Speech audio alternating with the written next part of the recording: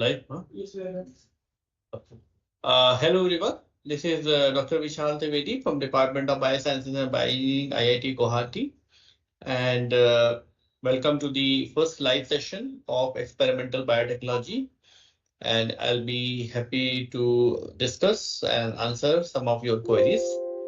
And this session is very limited, so I request you to post your questions so that we can have a fruitful discussion. Thank you.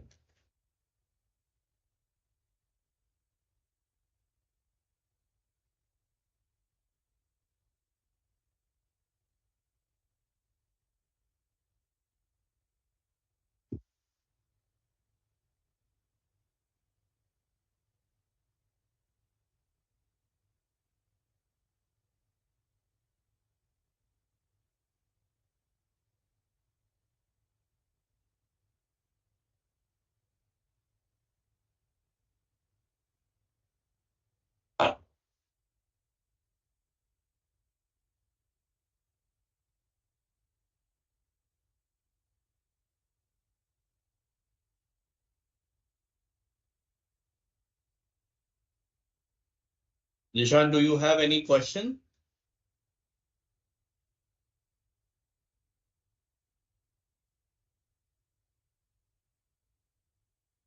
Okay, so good afternoon, Naskar.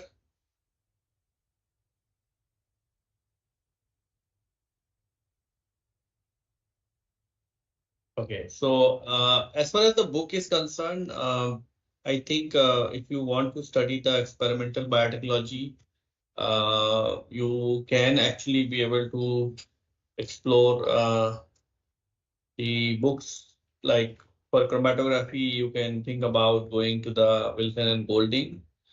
For spectroscopy also, you can be able to go through Wilson and Golding. Then for genetic engineering and molecular biology related stuff, you can actually study like Lodish, Baltimore, molecular cell biology by Lodish, and you can actually study the T.J. Brown. There's a book. Okay, so these are some of the books which you can actually explore. Depending upon your specific need, probably you can post those kind of queries in the discussion board also, and I can be able to tell you the appropriate books. Biochemistry, you can definitely go through the Leninger and White and White.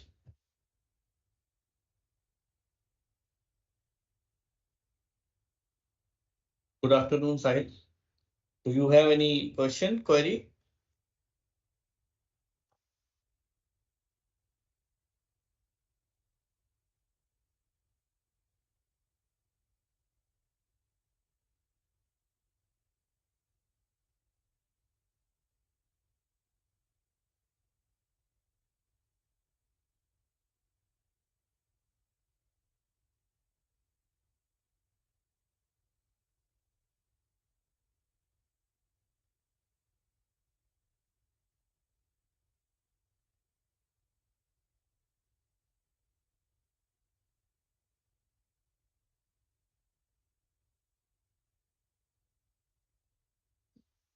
So, Jishan, I think it is all the research field which is related to biotechnology is equally good. It depends which area you prefer to explore, and it also depends on your interest. So don't go by the suggestions of everybody. Like if you go by the market, then probably you will be keep changing your decisions after every 5 years or 7 years. So what I will suggest is that you go with the whatever you like the most, because that is most important thing related to the experimental biotechnology field or research in biotechnology actually. Because if you have an interest to keep yourself in going, then that could be much more beneficial than the what market is looking for.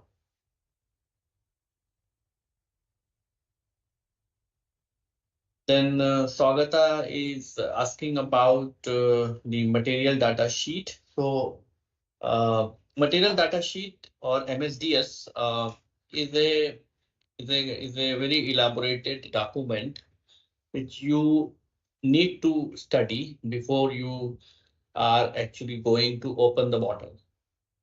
For example, if I have to open a bottle of NaOH, I have to know what are the chemical, physical, and other kind of properties associated with NaOH and how I should be able to store this NaOH after usage also. So that I should be able to, make myself fully equipped with the possible accidents or possible handling issues.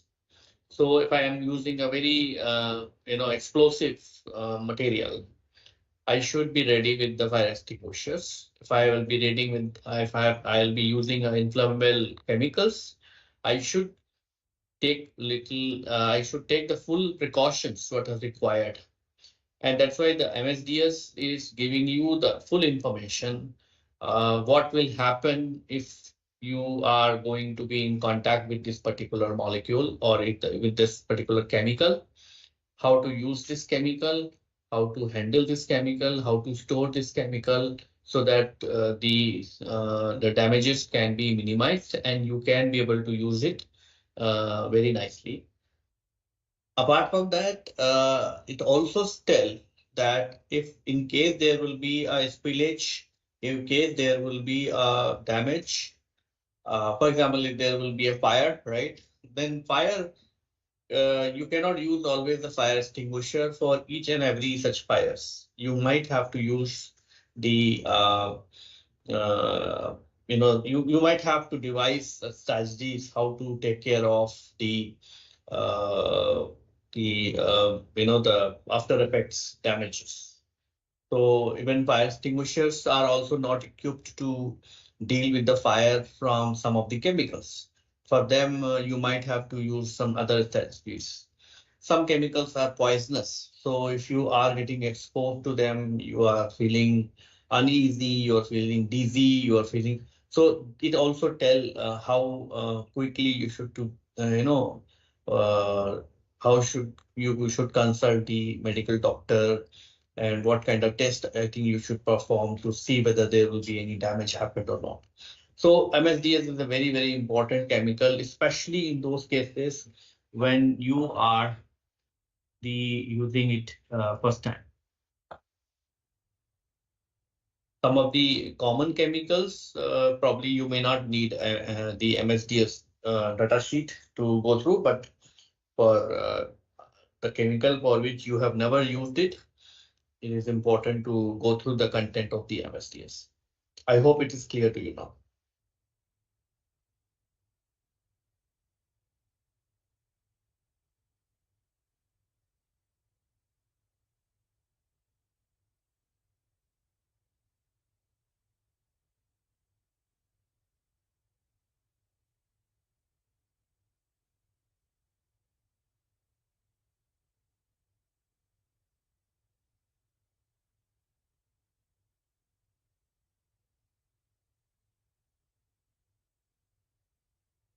Then Pipin is asking about the best composition for loading the sample, that is what will be the volume of DNA, dye, and water. So the when you see the loading dye, right?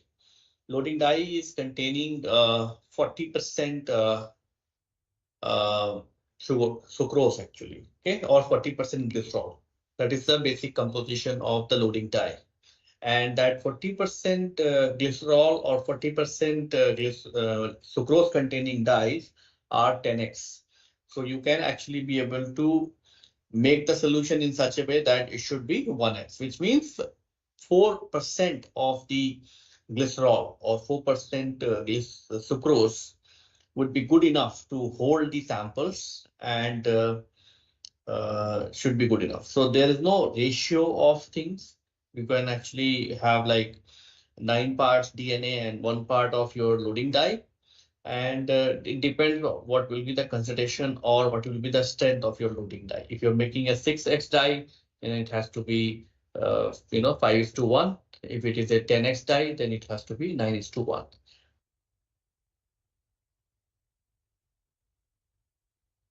Is it clear now?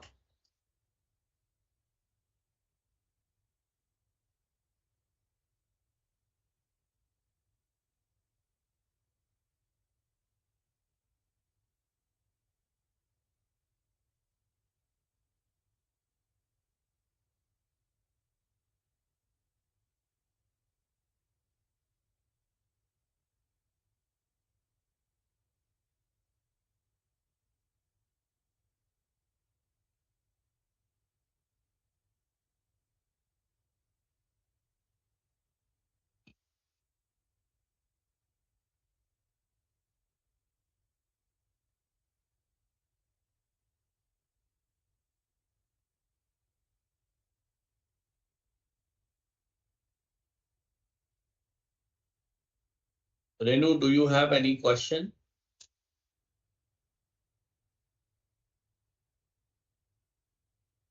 Swagata is asking about what is the role of stacking die, stacking gel actually. So the role of stacking gel is that it is going to stack your sample. Okay. I'm sure you might have gone through the lecture where I have explained the uh, the the complete mechanism of stacking also. It is very simple to as you might have seen on the race also, right? So you want everybody to be on a same level, same labeling of running actually. So for example, if you are loading the sample in a vertical direction, some samples are on the top of the gel and some samples are on the bottom of the well. Now when you want the race, you want that all the molecule to be, you start from the same point, right?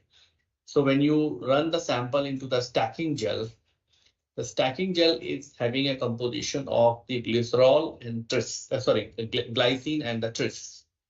Now glycine at pH 6.5 is almost neutral. Okay, so it doesn't run when it is in the stacking die. So because of that, the glycine does not allow the sample to migrate according to their electrophoretic mobility, and it actually hinders their movement. So it is like a kind of a blockage in the front. And then all the samples keep running, and they reach to the glycine front. And once they reach to the glycine front, it actually requires some time. And that's why you are putting the stacking gel, right? And once they enter into the resolving gel, uh, once they enter into the resolving gel, the pH becomes 8.8. And at that pH, the glycine is negatively charged. So it also starts running, and other samples are also started running. But by the time the sample enters into the resolving gel, all the samples are at reaching to a same point. So the purpose of the stacking gel is that it reduces the drift between the sample which is on the top of the well and the sample which is at the bottom of the well. I hope it is clear to you. If it is not clear to you, I will explain the same thing using the PowerPoint slide also.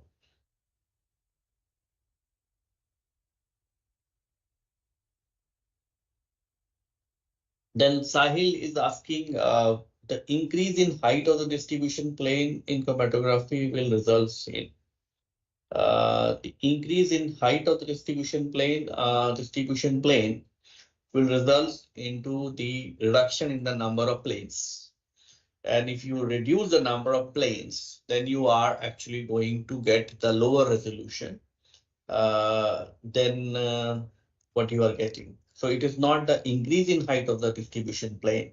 You are supposed to decrease the height of the distribution plane so that you will get more number of distribution plane, and more you will be having the distribution plane. It is actually going to put more and more selectivity onto your sample. So that's how you are actually going to get better separation between the molecules.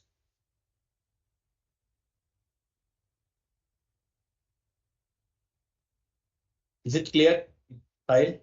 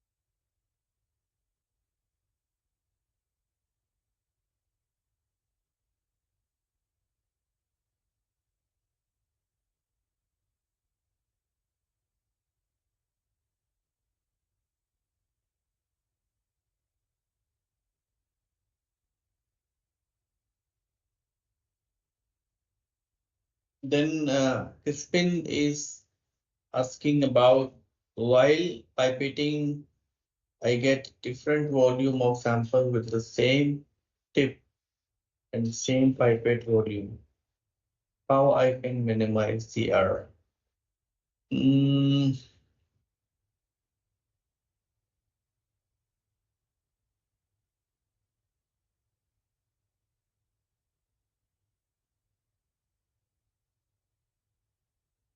okay, so see, pipetting, if you're getting the different volumes, the first thing what your pipette is correct.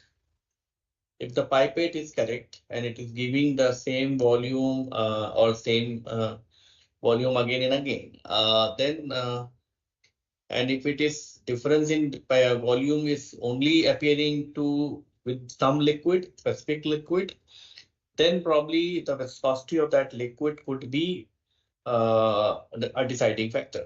Because if the viscosity is high,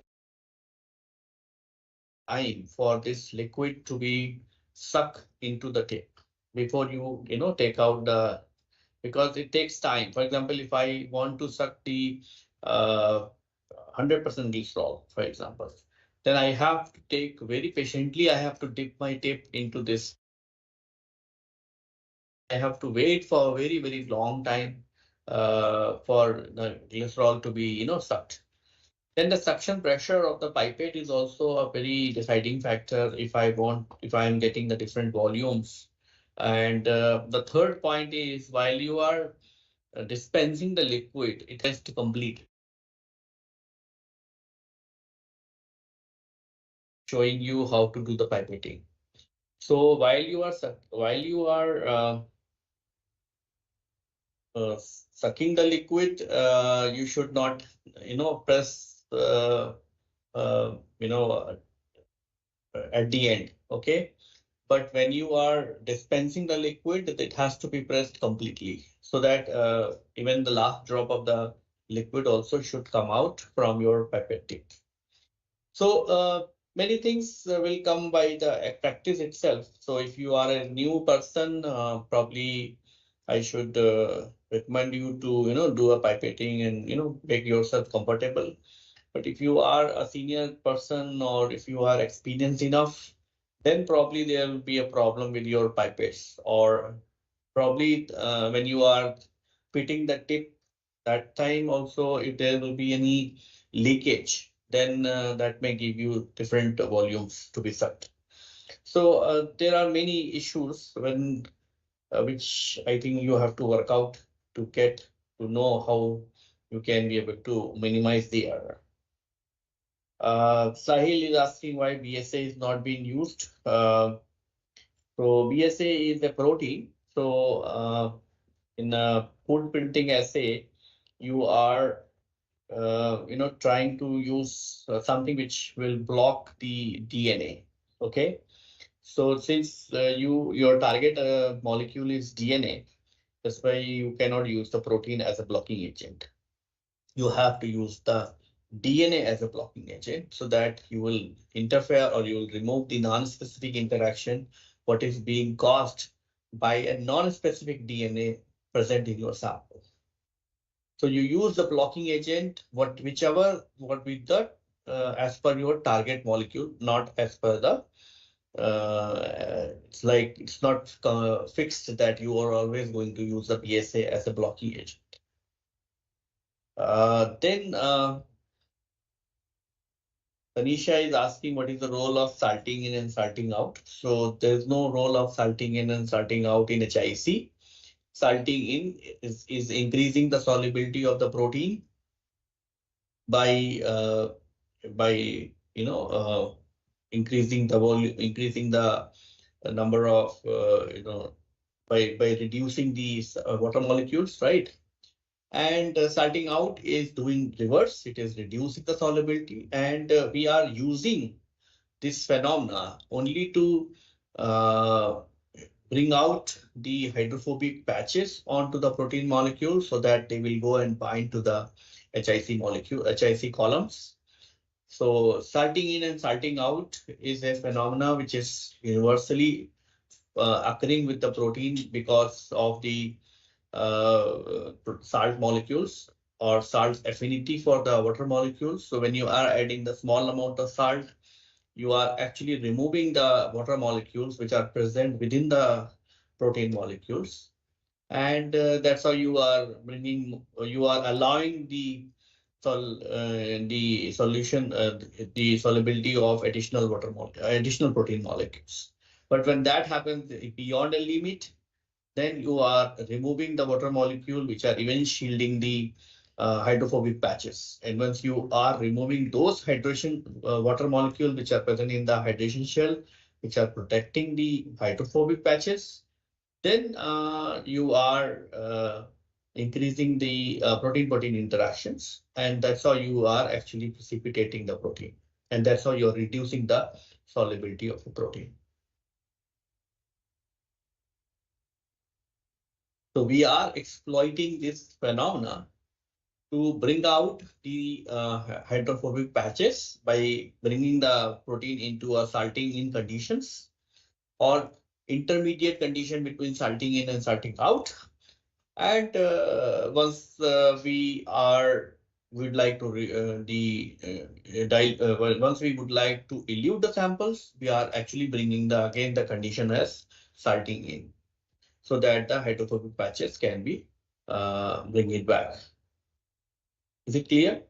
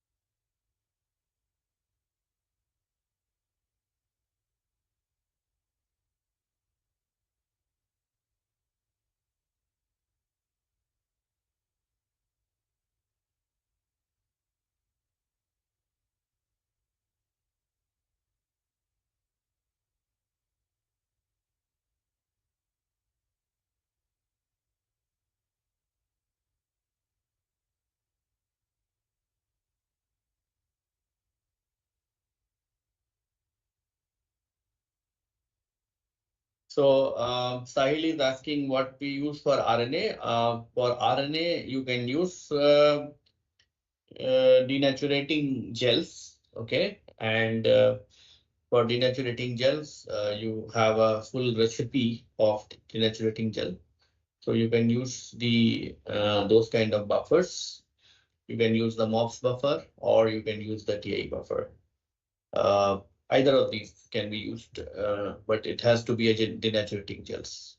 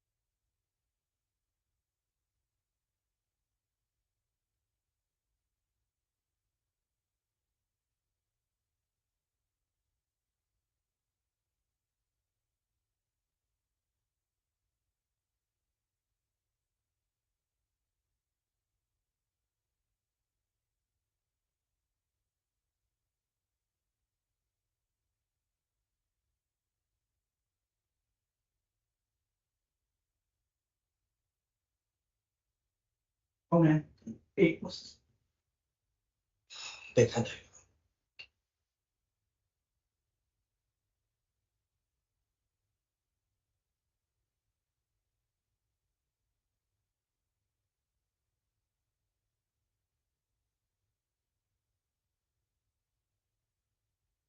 Swagata, I think your question is not complete.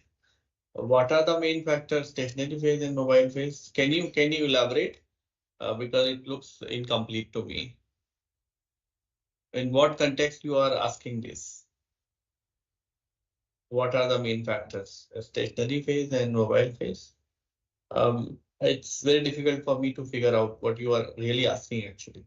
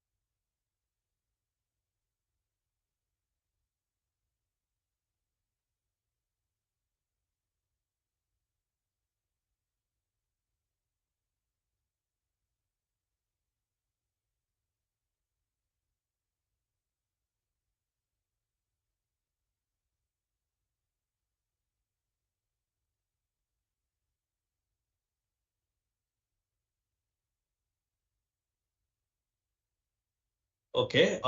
So Sagita said she wants to know what is stationary phase and mobile phase. So stationary phase is something which will not going to move, right? And mobile phase is something which is going to move. So when you are doing a chromatography, what is not moving? The beads are not moving, right? The beads what you are filling into the column is not moving, whereas the water or the buffer what you are putting into the column is moving, right? So that's why the buffer is going to be considered as mobile phase, and the beads what you are going to put in are called as stationary phase.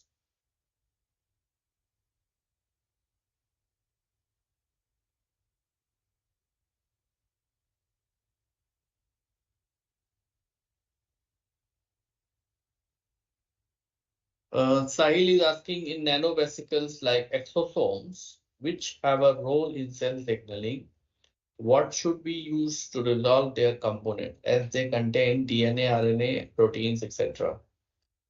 In one gel, which one should we use? So if you want to resolve the DNA, RNA, or protein in single gel, right? One other thing which you can actually do is you can actually be able to uh,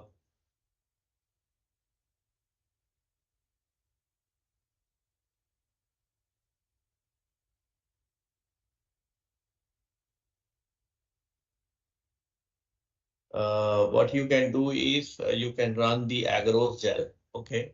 So when you run the agarose gel, it is capable, or you can actually be able to use the composite gels so that you can have the agarose and as well as the acrylamide. And if you vary or if you play with the composition of these two gels or these two components, probably you can be able to achieve a situation where the protein is also going to be resolved, DNA and RNA is also going to be resolved, And then you might have to come up with the idea how you can be able to stain the proteins, because for DNA and RNA, it is not a concern because DNA and RNA, you can easily use the ATPR. But because the protein staining requires the the fixing of the sample and then staining it with the Comasi or all those kind of dye. So that may not be possible in the agarose gel, but if you can devise a mechanism by which you can be able to stain the protein molecules, you can actually be able to use the agarose gels for resolving all the three basic molecules like the DNA protein or the RNA molecules. Then Gaurang is asking what is the advantage of using native page instead of normal page. So I don't know what is mean by normal page. What is normal page? Native page versus normal page. What is normal page?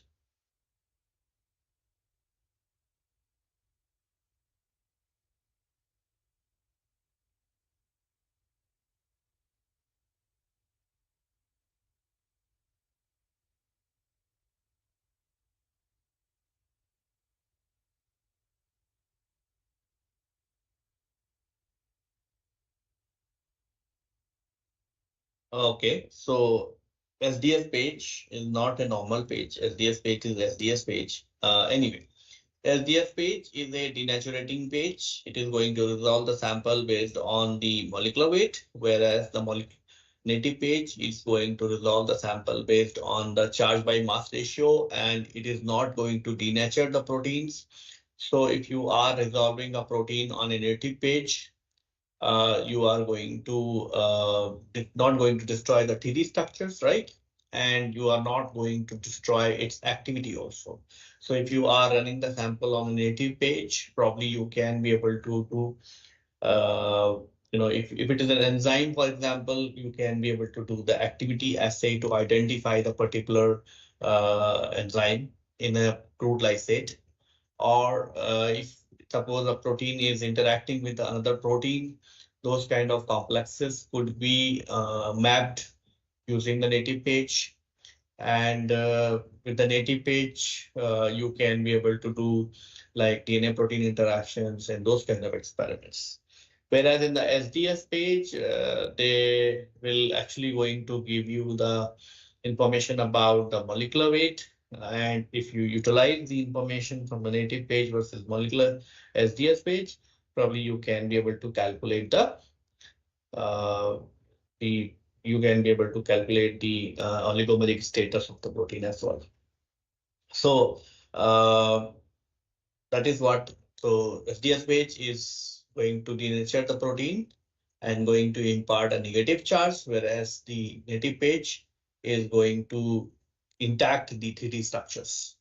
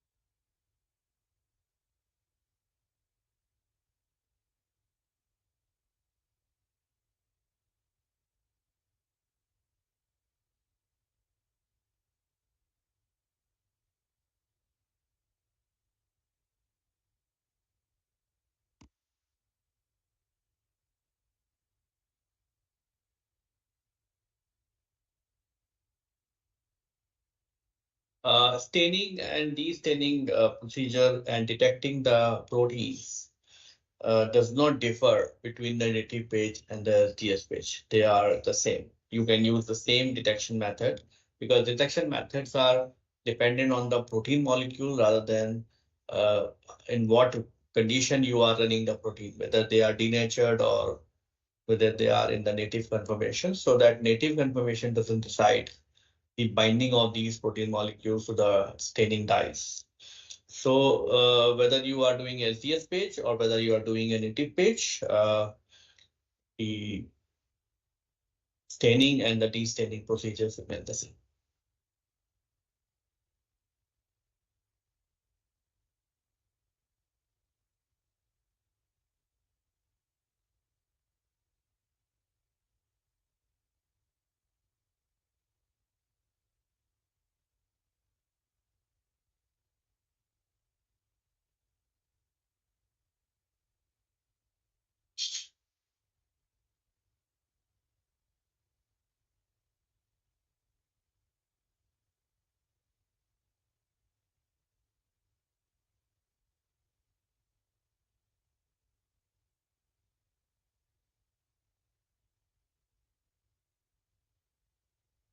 Do you have any more questions? Because this is a very limited session. It's only for 1 hour.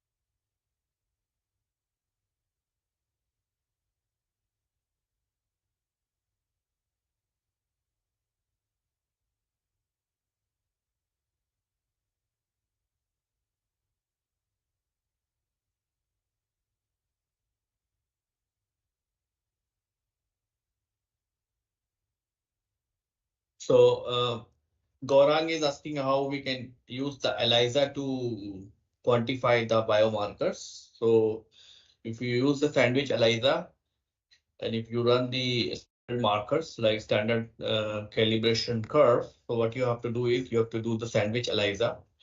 And the sandwich ELISA, you can be able to capture the biomolecules which you want to measure, right? And then you can be able to detect that using the development antibodies. And ultimately, you are going to get a signal. That signal would be proportional to the amount of that biomolecule present in the sample. Now, if you have a standard sample, you can you can be able to draw the calibration curve, and then based on the calibration curve, you can be able to measure the biomolecule what is present in the biological sample. Now, there's no potential drawback to this particular method, except that your sample should be clarified. Your sample should not have the aggregated material, because otherwise it will non-specifically going to bind or not non-specifically going to bind the capture antibodies, and that's why you're going to get a very high background. So if you have the particulate matter, for example, then particulate matter also may give you some signal. So that is artificially going to add into your or contribute into your signal. So these are some of the precautions. If you take, then it is not going to have any major drawbacks.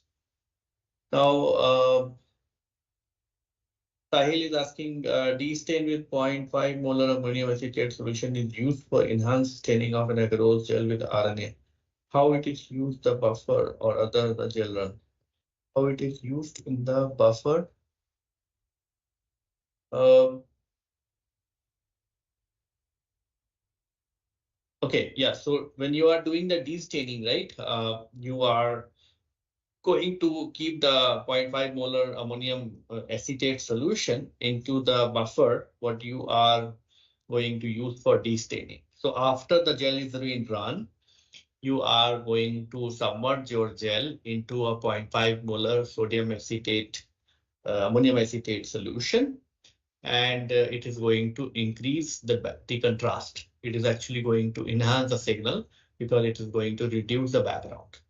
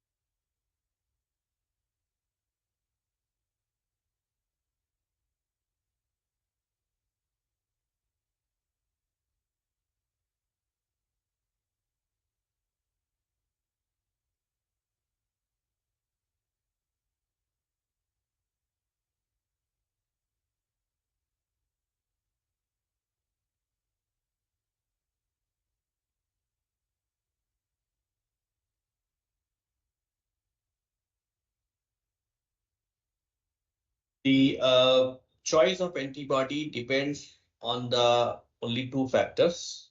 One is the host or the sample from where you are taking out the sample versus the antibody in which host the antibody is being developed. For examples, if I am analyzing the human tumors or tumor from the human origin, then I will try to use the antibodies, primary antibodies I'm talking about, right? Primary antibodies from a very, very distant animal source. For example, I will not use the antibodies from the mouse. Probably if there will be a possibility of using the goat or sheep, I would prefer to use that instead of the rabbit or mouse.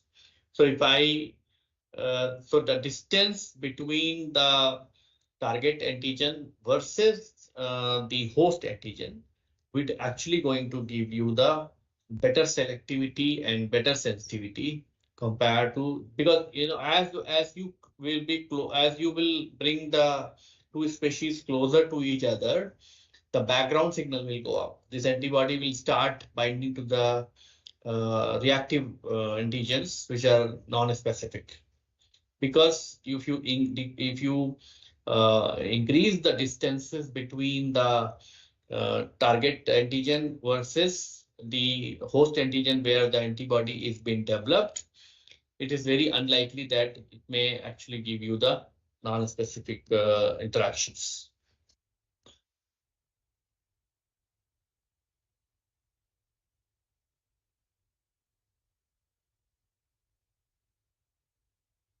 And as far as the reducing the cross reactivity is concerned, the cross reactivity is mainly being associated with the non-specific binding of your primary antibody with the non-specific targets.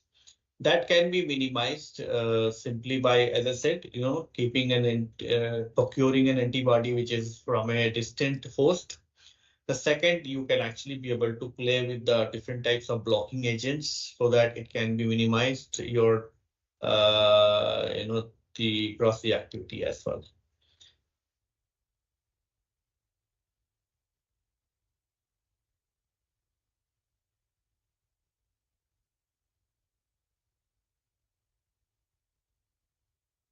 If you have any more questions, please post the question. We only have now 5 minutes left to conclude this session.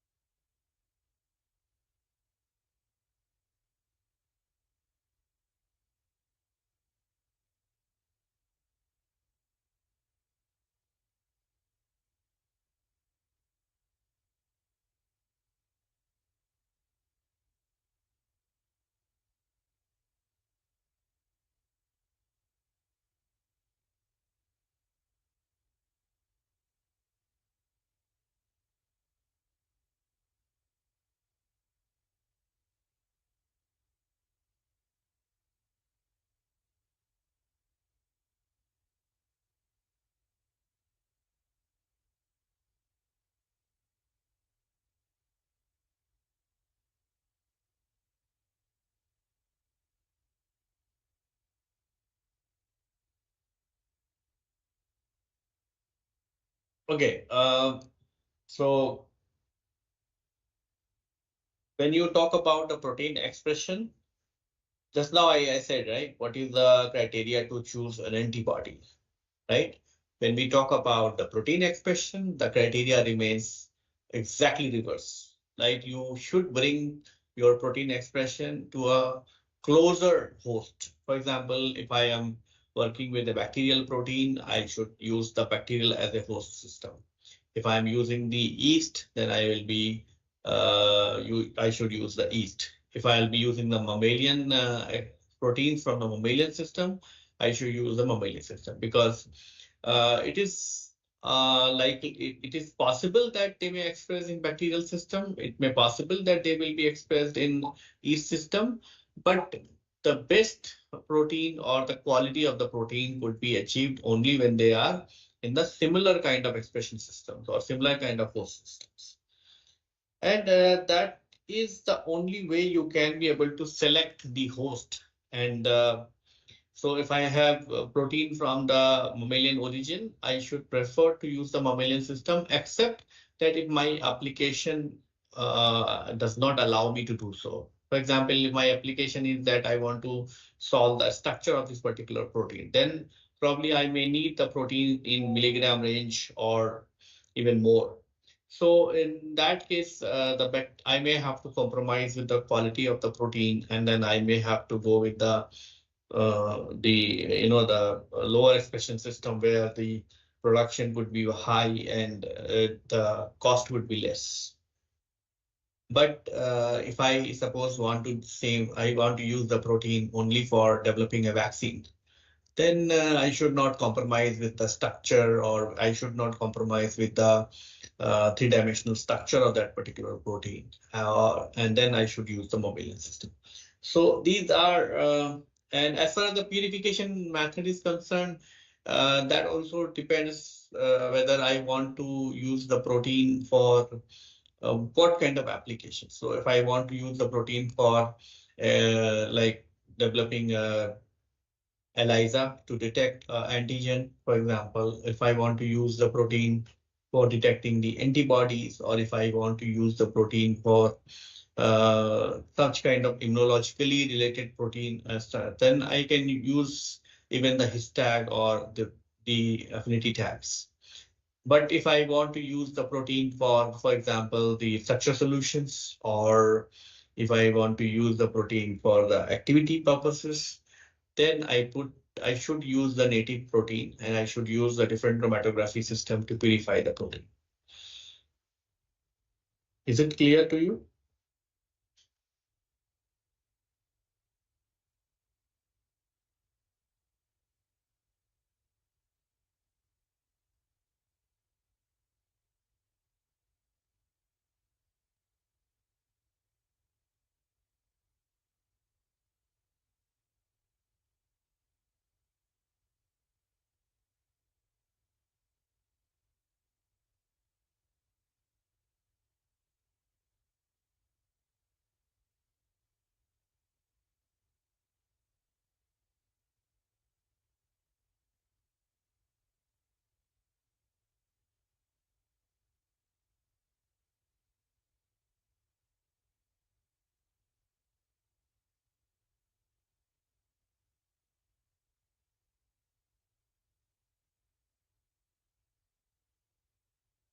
So I think we don't have any more questions from the students. And so thanks for your questions. And I'm happy that I could be able to clear some of the doubts. And if you have any more doubts, you can actually be able to post your questions into the discussion forum. And I'll be regularly checking, or even if I won't be able to check, my TAs are always checking the discussion forum. Happy to help you. So with this, I would like to conclude today's live session. In our subsequent live session, we will discuss some more aspect related to experimental biotechnology. Thank you.